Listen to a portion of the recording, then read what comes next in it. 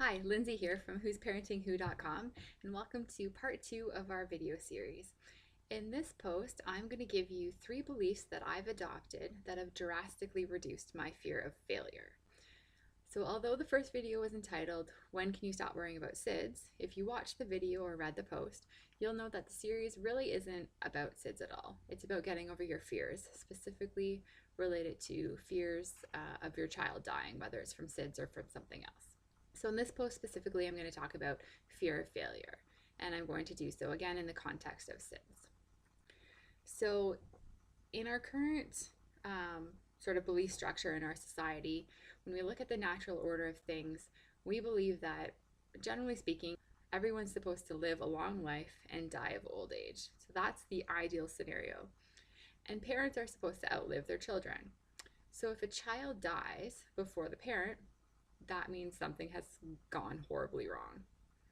We also believe that it's our job as parents to protect our children and keep them safe.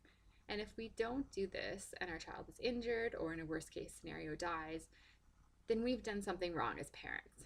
So that's sort of generally what we believe as a society. If our child dies, we failed at our job as parents to keep our kids safe. So I haven't experienced the death of a child, nor do I hope to ever experience that. So I'm talking about this fear of failure more as a worry of something that may or may not happen in the future. So for me, when I think of the decisions I'm making as I'm taking care of Haley, I don't want to be insecure about the decisions I'm making. I don't want to be second guessing myself. I want to be confident in my decisions without being afraid of failing. So how do I overcome this fear? I'm going to give you 3 beliefs that I've embraced, which has really helped to increase my confidence and reduce my fears related to failing. So the first one is trust that some things are just meant to be.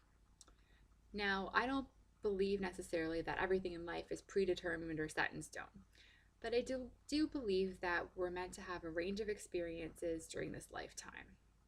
I've seen examples of parents who have done everything right and by the book, and their child dies. And on the opposite end of the spectrum, I've also seen examples of parents who are just scattered disasters and their child thrives.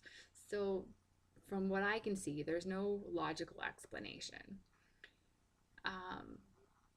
We can't control every circumstance or foresee every outcome to every possible scenario, and because quite frankly, we're just not that smart.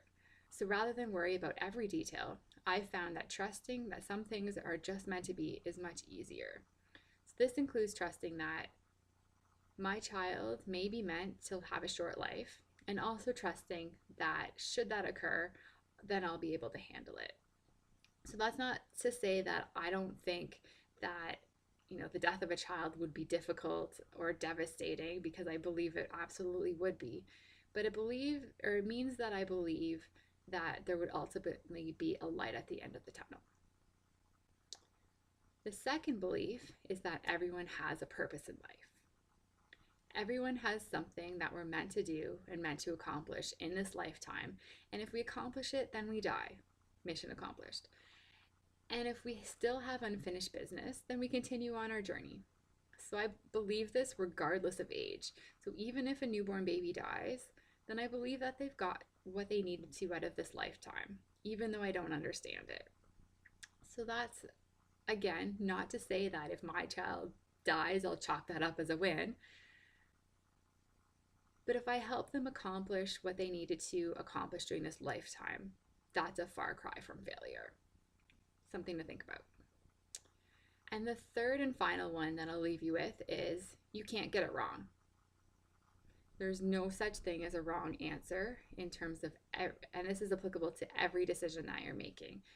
And it's a completely different way than we're used to approaching choices. We typically view choices or decisions that we're making as having a right and wrong answer, and the pressure is really on us to make the correct one. However, what if the wrong decision was exactly what we needed to further clarify what we want? What if it gave us the exact lesson that we needed to in order to make a better decision next time? In this context, each time we make a wrong decision, we learn something new. And if we don't, then another opportunity comes or presents itself that will teach us the same lesson. So wrong decisions in this case are just simply a way to make us better. So there you have it. Those are my 3 beliefs that have really helped me overcome my fear of failure, especially related to parenting, but in all other aspects of my life as well. So I hope they give you something to think about. I would love to hear what beliefs or strategies you've adopted that have helped you overcome fear of failure. So feel free to post your comments in the section below, and thanks for watching, and I look forward to seeing you on the next video.